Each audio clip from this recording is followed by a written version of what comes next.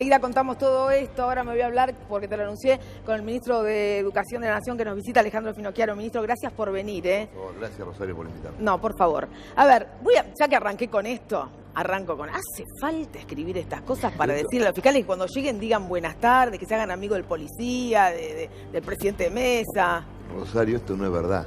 ¿Cómo no es verdad? No es verdad esto.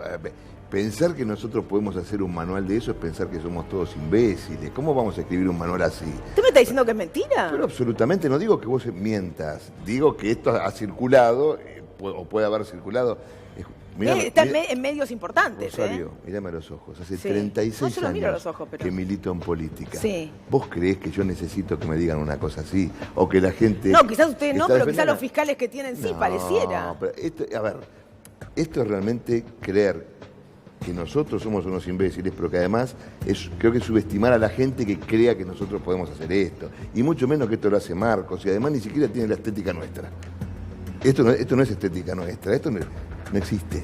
No existe. No, a ver, esto puede haber circulado, lo puede haber hecho algún comedido, qué sé yo, pero esto es realmente para burlarse de nosotros, no es ni siquiera lógico. Pero estaban preocupados por la fiscalización. De hecho, hay reuniones, el ministro Dietrich está trabajando en esto, porque no sé por qué, extraña razón, el oficialismo cree que la oposición les puede hacer fraude. Esa parte no la entiendo. Rosario, nosotros somos oficialismo nacional, pero hay 19 provincias que no son oficialistas, ¿sí? Y hay muchos municipios que no son oficialistas. Pero si manejan el escrutinio. No lo manejan. Ministro, ¿cómo no? Smart Mati, ¿quién lo maneja? Escúchame. No, pero pará, el problema no es el escrutinio. Ah, no. El problema no es el escrutinio, el problema es lo que pasa en cada escuela. Entonces, el problema es el voto cadena, el problema es la gente que cruza la frontera. ¿Sabe que hoy hablé con Landó sobre el voto cadena? Me dijo, el voto cadena no existe, es una estupidez. Es más, hace tanto tiempo que no pasa, imposible, me dijo. Lo conozco a Landó hace más de 30 años, ¿sí? ¿Y entonces?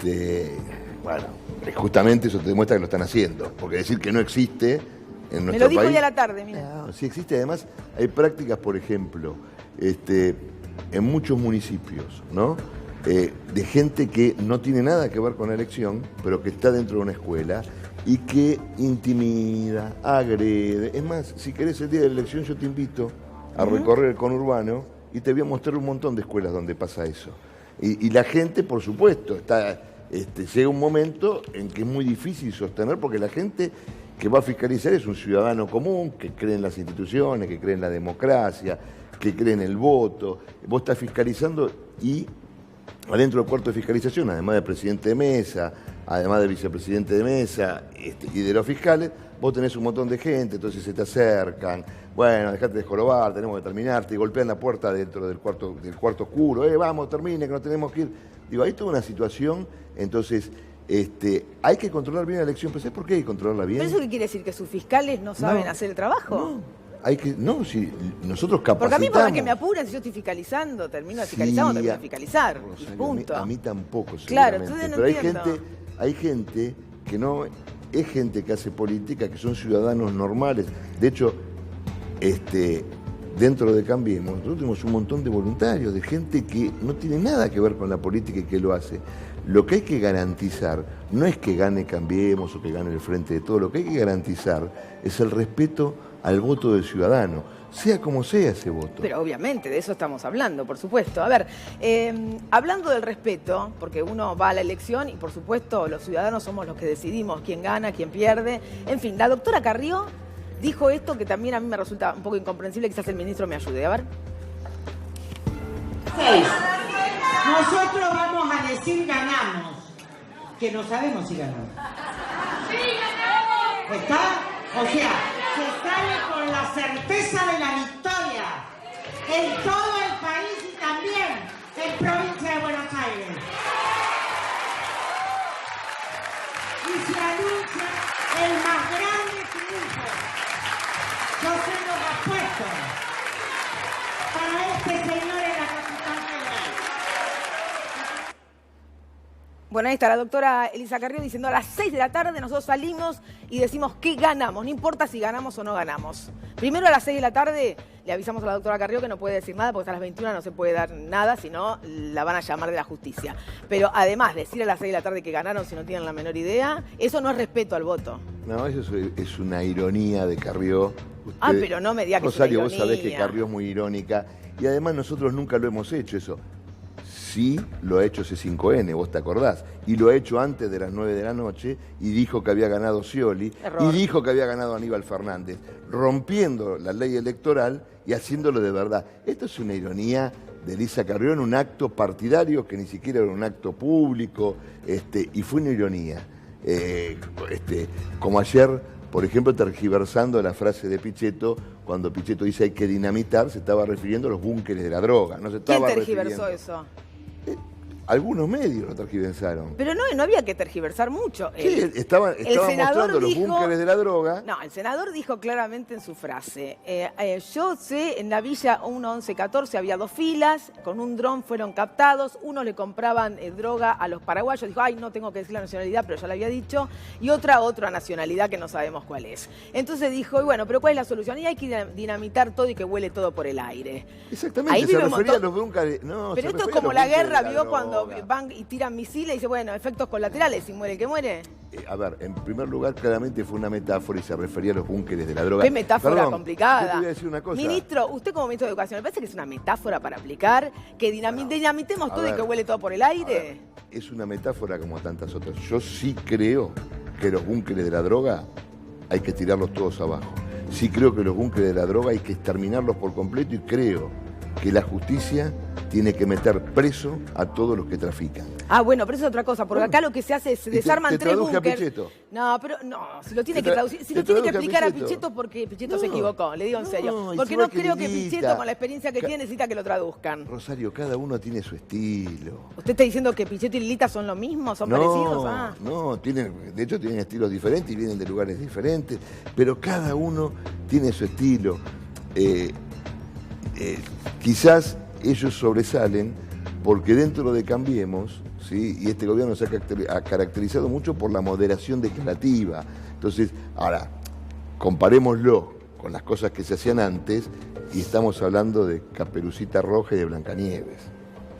Yo lo que digo es que estas cosas van de la mano de una sociedad que pareciera que, digan, la solución nunca es dinamitar nada y que huele todo por los aires.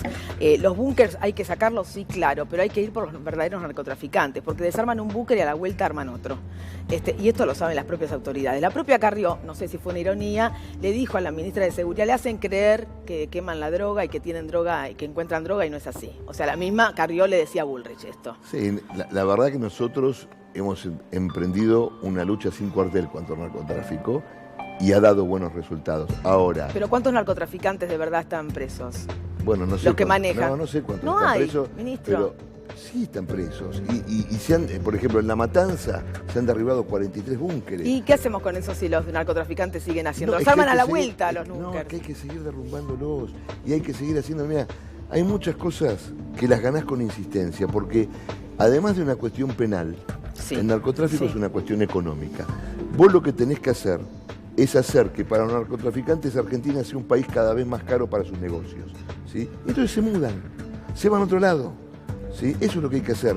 Eso es lo que hizo Colombia, eso es lo que hicieron otros. Si vos los atacás, si vos les derrumbás los búnkeres, si les tirás las avionetas, si les decomisás la porquería que venden, entonces en algún momento los tipos van a decir, la verdad que es un país que se ha puesto las pilas con esto, es caro, vámonos.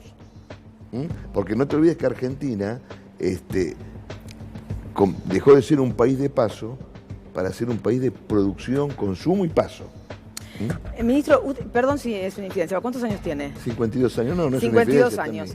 Y entonces sabe que nosotros, los que tenemos algo alrededor de los 50, nos tomó esa adolescencia donde era pánico olvidarse el DNI para salir de casa. Donde si uno se olvidaba del DNI, porque mamá y papá decían, no te olvides el documento, no te olvides el documento, uno se tomaba un colectivo y venía la policía o las Fuerzas Armadas y uno, si no tenía el documento, podía terminar en cualquier lado. Ahora, a la ministra de Seguridad, tras resolución, lanzó este programa Ofensores en Trenes, donde las fuerzas de seguridad ante cualquier situación que consideren sospechosa, cualquier actitud que consideren sospechosa, están autorizados a pedir el documento. ¿Usted comparte eso? Mira, y sin que sea una infidencia, yo soy más grande que vos, ¿no? Y yo viví la época donde las Fuerzas Armadas te pedían el documento, ¿no? Por eso. Ahora no estamos hablando de Fuerzas Armadas, sino de Fuerzas de Seguridad. Pero esa es la diferencia, es lo mismo. Son los gendarmes, prefectos y policías están autorizados a hacerlo. Lo que yo te quiero decir es una cosa, Rosario. En cualquier país del mundo, en cualquier país civilizado del mundo, empezando por Uruguay, por ejemplo, ¿sí? Donde gobierna la izquierda, vos tenés que tener la capacidad de identificarte en cualquier momento frente a un requerimiento de la fuerza de seguridad. Es anticonstitucional, ministro. No es anticonstitucional. Es anticonstitucional. ¿Cómo va a ser anticonstitucional que vos, las fuerzas de seguridad, te pidan que te identifiques? ¿Por qué? De ahí a que te detengan, te lleven preso, etcétera. Pero no es anticonstitucional para ayer nada. a un compañero nuestro, y lo mostramos en el aire, es asistente de producción, Lautaro. ¿Estás por ahí, Lautaro? Vení, Lautaro, vení un segundito. Él toma el tren Sarmiento en la estación Ciudadela. ¿Fue un gendarme? No me quiero equivocar en lo que digo. ¿Quién fue? ¿Gendarme, policía? Gendarme. Un gendarme. Vení, Lautaro, vení por si hay alguna pregunta. Le preguntó a Lautaro, el gendarme, lo frenó y le pidió el documento. ¿Qué haces, Lautaro? ¿Con qué razón te pidió el documento el gendarme? No dio razón, en realidad después, cuando la pregunté, dijo que era de seguridad y control. ¿Con qué razón alguien que está por tomar el tren, a mí me dicen seguridad y control? No, a ver. ¿Cuál es la actitud sospechosa? Porque hay actitud sospechosa. ¿Cuál es la actitud sospechosa? ¿Cómo está vestido? ¿El color de piel? ¿Si tiene barba? ¿Cuál es? Y si no tenía el documento, ¿qué le pasaba? Escúchame, cuando vos viajas por cualquier lugar del mundo... A mí nunca me pidieron en cualquier lugar del mundo a mí los sí. documentos. ¿En qué país del mundo le En pidieron París, los por documentos? ejemplo. En París me han pedido el pasaporte. Bueno, me pidieron la identificación, si que era extranjero, y tenía ¿Pero el dónde? pasaporte. Cuando entró al país. A mí también me piden pasaporte cuando entró al país. No. En la Gare du Nord. En la estación de tren, en la Gare du Nord. Me acercaron y me pidieron una identificación, pero además se la estaban pidiendo a todo el mundo. Y yo no me sentí menoscabado nada. Di mi pasaporte, lo miraron, muchas gracias, y seguí caminando. ¿Qué le pasó al chico que era albañil y no tenía el documento? Lo retuvieron, yo estuve 10, 15 minutos y bueno, pidió por favor ir porque tenía que trabajar, en un albañil con bicicleta estaba, y como no tenía el DNI lo retuvieron. No sé después qué hicieron, pero lo retuvieron seguro. Y fue un momento en el que la gente pedía que lo suelten para poder ir a trabajar. A ver, obviamente, Gracias, obviamente que no tenemos que llegar a ningún extremo, pero la gente tiene que tener la capacidad de poder identificarse, porque además no es ofensivo que uno se identifique. Yo no me siento ofendido. Mirá, cuando hacen controles de tránsito y yo voy manejando y me paran, yo a veces pienso, ¿por qué me paran a mí? ¿Qué me vieron? ¿No?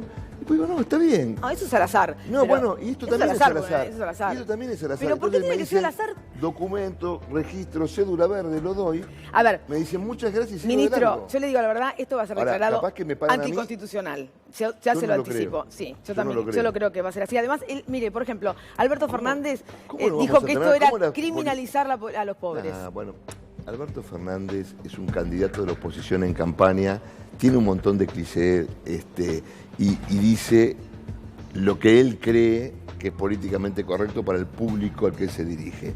Pero yo no creo que las fuerzas de seguridad de un país te pidan que te identifiques sea inconstitucional ni que ofenda a nadie, ¿sí? Porque así como te digo, como me paran a mí cuando voy manejando y me piden todos los documentos del auto, muchas veces pueden detener a alguien que está conduciendo un auto robado. Y vos fíjate que pueden parar un auto más nuevo, un auto más viejo, un auto importado, un auto nacional. No hay diferencia ahí.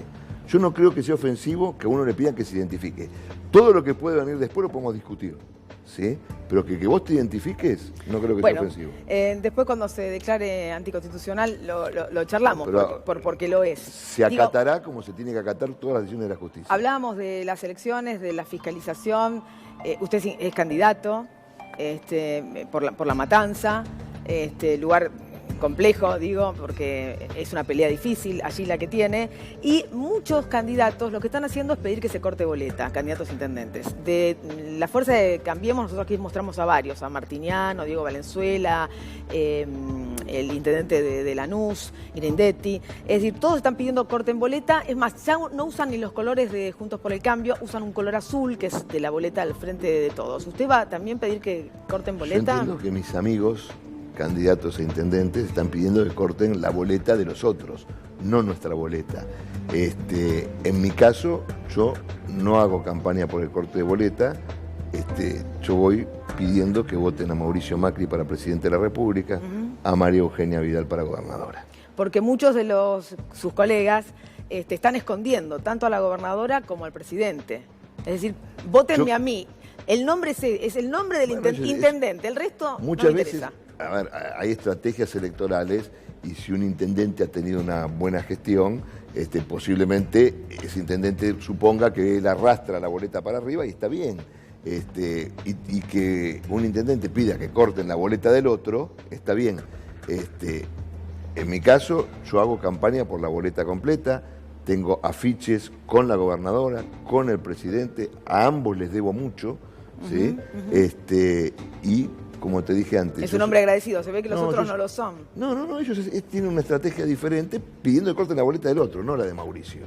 Yo hace 36 años. Con color azul no creo que estén pidiendo que corten la boleta de los otros. Y sí, color azul es la boleta de ellos, de los otros. Pero por eso no se muestran ni siquiera con su color. ¿Usted con qué color sale en la boleta? Yo salgo con la boleta oficial del partido. Por eso. Mi publicidad es la publicidad oficial del partido.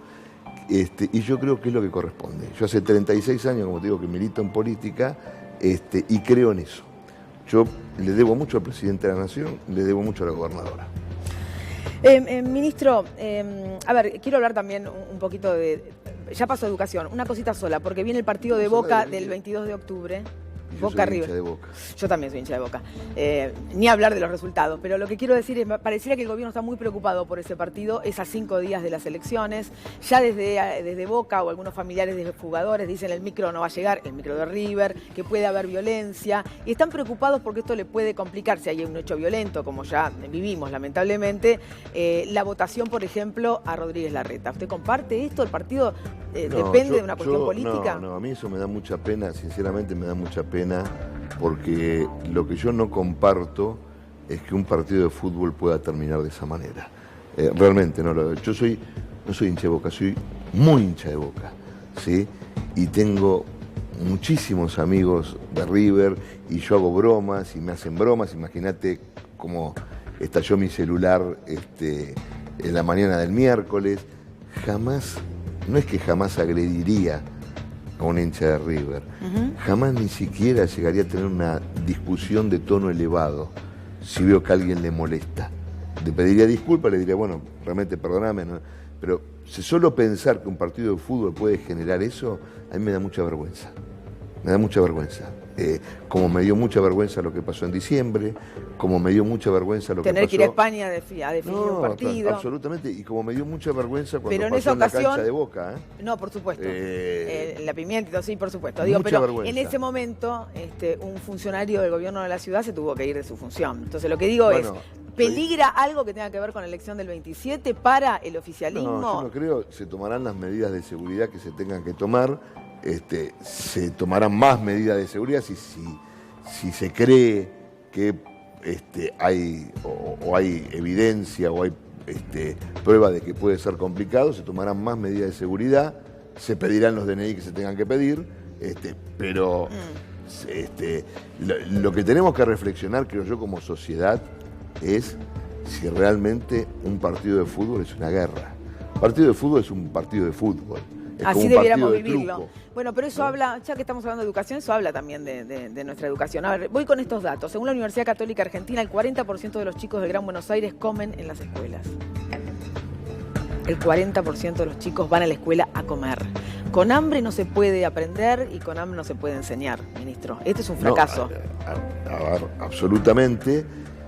También es verdad que fue la gestión de María Eugenia Vidal la que triplicó los montos para los comedores. Pero si se triplican los montos para los comedores es porque más gente va a los comedores. Porque hubo inflación y porque entonces la política económica fracasó. No, la política económica tuvo vaivenes y a nosotros nos... Vaivenes llama a cómo tenemos 35,4 de pobres, 7,7 de indigentes, no hay consumo, una deuda astronómica. Rosario, el gobierno anterior terminó con un 32% de índice de pobreza, pero no lo daban a la sociedad. Habían falseado los datos del INDEC y habían reformado el INDEC para que no se supiera. Nosotros sí lo sabemos, pero sí lo decimos, aumentaron la cantidad de pobres. Sí lo decimos y lo enfrentamos. Y yo te voy a decir dos cosas. Primero, las causas inmediatas de la pobreza, claramente, para decirle a los economistas de Alberto Fernández y a todos los que piensan como ellos, inmediatas claramente la inflación que produce pérdida de salario real. Que no me vengan a decir que está bien un poquito de inflación controlada, porque la inflación controlada no existe, ¿sí? Y en segundo lugar... Pero a ver, ministro, perdón que lo interrumpa con este tema de la inflación, porque el presidente dijo que no dominar la inflación demostraba la incapacidad para gobernar. Es decir, yo tengo que concluir, y además nos pidió que lo juzguemos por la pobreza. Tengo que concluir que fracasó porque tenemos más pobres y que en realidad no supo gobernar, porque no supo dominar la inflación. Este es el primer mandato del presidente Macri, ¿sí? ¿Usted cree que tiene un segundo mandato, absolutamente, que gana la elección el presidente? Yo creo que vamos a ir a un balotaje. ¿Sí? Yo creo que la gente que quiere sostener el cambio en la Argentina es mucha más que la que no quiere. Y creo que habiendo oído lo que dijeron las urnas el 11 de agosto y con toda la humildad del mundo, estamos yendo y creo que la gente va a apoyar la segunda etapa, que es la etapa del crecimiento, lo mismo que nos pasó en la ciudad.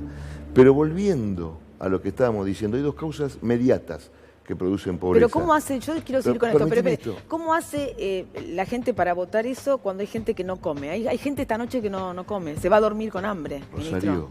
Rosario, nosotros estuvimos trabajando mucho y seguimos trabajando mucho la cuestión de la pobreza. De hecho, este es el gobierno que más ha invertido en lo social desde 1983, el 73% del presupuesto. En el gobierno anterior, los chicos tenían hambre de agua, ¿te acordás de eso? Estaban sobre el acuífero más grande del mundo y no tienen agua en determinadas provincias, ¿sí? Entonces, no usemos esto para hacer política, porque es un tema muy doloroso. ¿Cómo se combate la pobreza? ¿Cómo no? A ver, no es para hacer... La política tiene que darle una respuesta. Absolutamente. No es posible que en la Argentina haya una sola persona que tenga hambre. No hay razón para eso. Absolutamente. Y por eso nosotros... ¿Entonces usted no cree que el gobierno del presidente fracasó? No, nosotros hemos multiplicado los esfuerzos para que esa gente pueda comer. Ahora, ¿cómo se resuelve el tema de la pobreza? No alcanzó entonces, porque pero tampoco alcanzó en el gobierno anterior. Lo que pasa es que antes lo ocultaban, no. Pero si ustedes dijeron que tenían... Pero a ver, quien ahora va de candidato fue jefe de gabinete de ese gobierno. Obviamente, pero ¿quién? Y hoy presentó un plan. Pero ustedes llegaron al gobierno, o el gobierno llegó al poder por el voto de los argentinos, diciendo que tenía las soluciones para estas cosas. Todos los indicadores, que íbamos a enfrentar la pobreza. Todos los indicadores se aumentaron en riesgo, o sea, son todos rojos los números que tiene la economía. Antes no tenías indicadores porque los ocultaban. Hoy Alberto Fernández hizo lo mismo que viene haciendo. Presenta un plan para combatir la pobreza con todos clichés, ¿sí? Como presentó un plan económico donde dice bajar la inflación, generar empleo, generar crecimiento, aumentar las exportaciones. Es lo que dice el presidente Macri en su spot. No, porque dice, ahora viene el salario, ahora viene el crecimiento, ahora escuchamos. ¿Qué pasó 4 años que no pudieron escuchar? No, nosotros siempre escuchamos. Que a veces no hayamos sabido interpretar es otra cosa. Pero ¿cómo se hace para no interpretar con paros generales, con las pymes diciéndoles en todos lados cerramos 100 por día? No entiendo cómo se hace. Los paros generales los generan sindicalistas, burócratas que son ricos mientras sus afiliados son pobres. Por favor, no jorobemos con eso. No jorobemos con eso, y no voy a hacer ningún nombre, pero ayer daba vergüenza ver lo que vimos. Gente que había criticado a unos y a otros, estaban todos juntos solamente por apetito de poder. Nosotros no tenemos apetito de poder, sino de cambio. A ver, con ese criterio, si uno piensa en la política, digo, le cabe a todos. La doctora Carrió dijo que su límite era Macri, que Macri era un delincuente, y sin embargo, hoy es una de sus defensoras. O sea, sí, la verdad le digo, si uno hace historia... Pero no por apetito de poder, porque la doctora Carrió... No, la doctora Carrió no tuvo nunca pero ¿cómo se vuelve a decir que alguien es delincuente a después? Dijo que su límite era Macri, que es diferente. Alberto Fernández dijo que escribió un artículo diciendo que Cristina tenía responsabilidad en la muerte de Nisman. Eso es mucho más grave. Además, Alberto Fernández es un penalista. Y sabe lo que estaba escribiendo. seguramente ellos se sentaron para hablar de muchísimas cosas, habrán solucionado eso, por eso estarán juntos hoy. Yo digo, me parece increíble volverle algunas cosas. Pero a ver, tengo una más para poder hacerla, ministro, porque se tiene que ir y yo tengo un montón de cosas acá. A ver, había prometido el presidente 3.000 jardines de infantes. Sí. Se hicieron 200 y algo. Vamos y a 10.000 terminar, aulas. No. A ver. Vamos a terminar con el equivalente a más de 900 jardines. ¿Sí? De los 3.000 prometidos. De los 3.000 prometidos, a más que es... ¿Y qué pasó ahí? Bueno, claramente la cuestión económica fue condicionante también para terminar de hacerlo, pero te voy a decir una cosa, son casi el doble de los que hubo en el gobierno anterior a nosotros. Es decir, hoy la República Argentina tiene más de 900 ¿Usted jardines. sabe que yo esto de la Argentina no lo entiendo? Si yo comparo con cualquier cosa... No, con cualquier cosa no, estoy comparando con el gobierno anterior, que es el que quiere volver. Está bien, no, pero lo importante, digo, es porque acá el presidente de la Nación prometió pobreza cero y fracasó en ese aspecto. No fracasó, estamos combatiéndola. No, fracasó. Fracasó porque él dijo... la actitud él nuestra sabe de que lo combate, fracasó. La actitud anterior era de negación. Y son dos actitudes dijo diferentes. Que en su gobierno vamos a tener la unidad nacional, se abogó y se trabajó mucho para la grieta. Siempre que uno dice ellos, nosotros, ustedes, estas cosas nos ayudan a tener un país, ¿no? Podemos pensar diferente, ministro. Pero como usted dice ellos, los otros, no tenemos manera. En campaña electoral hay es por eso. Hay una forma de diferenciar, digamos, claramente, es una forma de diferenciarse. Porque además te voy a decir una cosa, Rosario. Sí. Yo creo que el 90% de los argentinos está harto de esto que llamamos la grieta, que es algo que nos ha marcado como historia en la Argentina. Así es. No, no es de ahora, 1810, claro. Etcétera. Es verdad. Ahora, y yo creo que nosotros tenemos que cerrar las heridas de los argentinos. Pero también te voy a decir una cosa. Por ejemplo, entre Horacio González, que reivindica a los asesinos de la década del 70, y yo, hay una grieta moral. Y yo no estoy dispuesto a saltarla, ¿sí? Porque el ERP, Montonero, la AAA y los militares que usurparon el poder en 1976 son todos asesinos, y para mí no hay asesinos buenos y no hay asesinos malos, hay asesinos. Quien asesina para imponer su idea no merece una valoración positiva. Entonces yo con esa persona realmente tengo un abismo moral, no quiero estar del mismo lado que él. Hay muchos abismos morales, digo, a mí me parece que la grieta de estos tiempos tiene que ver con la desigualdad. Tenemos una brecha que es inmoral, mientras muchos funcionarios tienen sus dineros afuera del país y el propio presidente tendrá que dar explicaciones por los Panama Papers. Es decir, hay muchas cosas que son inmorales, ministro. Ya las dio. Pero le agradezco que haya venido. No, muchas gracias. Que esté aquí conmigo para hablar de todo, con respeto, y que esté invitado cuando quiera venir, por supuesto, hay otra historia. No, muchísimas gracias, la pasé muy bien, y es muy lindo tener un debate tan inteligente. Gracias. Le agradezco muchísimo. Tengo que hacer la pausa, ¿eh? Volvemos, hay otra historia, sigue porque tenemos más invitados. Quédate ahí.